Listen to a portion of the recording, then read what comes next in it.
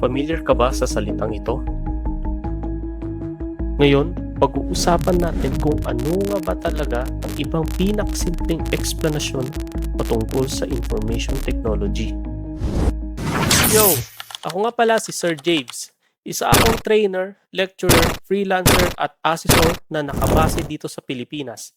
Tinuturo ko lahat ng may koneksyon patungkol sa information technology na ipinapaliwanag ko mula sa basic sa pinaka-basic. Nung bata pa lang ako, mahilig na akong maglaro ng mga games gaya ng LAN games, online games, designing, kung paano ginawa ang computer at kung ano-ano pa. At ito rin ang dahilan ba't ako bumagsak sa iba kong subject nung high school.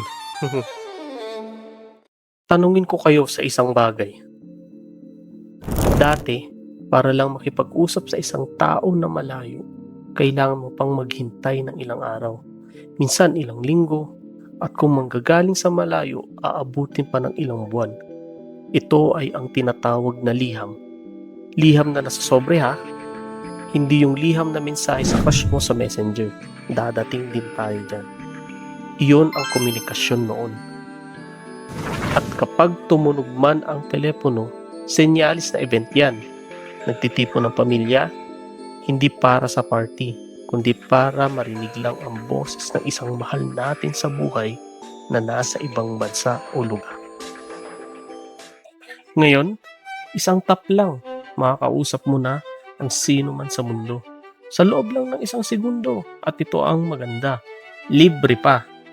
Well, hindi naman totally libre pero we will tackle that sa mga susunod na video.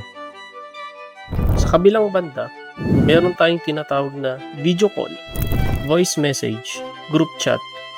Lahat ng yan available na. Pero paano nangyari ito? Sino o ano ang nasa likod ng lahat ng to? Ang sagot, dalawang letra, IT, o ang ibig sabihin ay Information Technology. Pero huwag kang matakot sa pangalan, simple lang to. Ipapakita ko sa'yo. Isipin mo to, kunwari may kakilala kang may sakit, pumunta kayo sa doktor. Ang doktor, hindi siya nagpapatakbo sa kanyang katawan, di ba? Pero kapag may mali, sila ang pinupuntahan o tinatawagan. Siya ang nag-aayos. Ganon din ang IT. Parang ganito yon. ATM na ginagamit mo, it's IT. GCash na pinambabayad mo, that's also an IT. Grades na nakikita mo online, IT din. Lahat ng sistema na nag-iingat, nagpapasa at nagpapakita ng impormasyon, IT ang nasa likod niyan.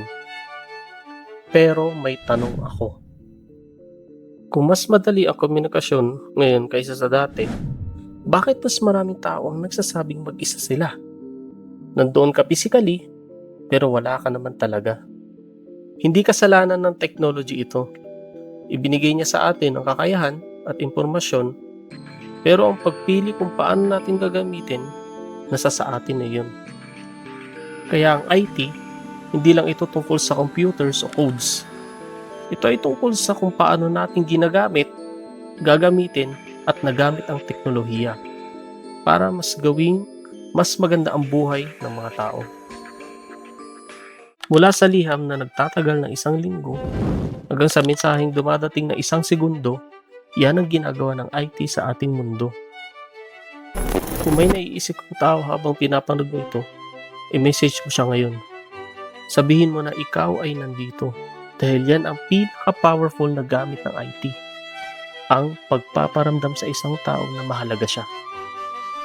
Sa susunod na episode, pag-usapan natin kung paano talaga gumagana ang computer sa loob nito.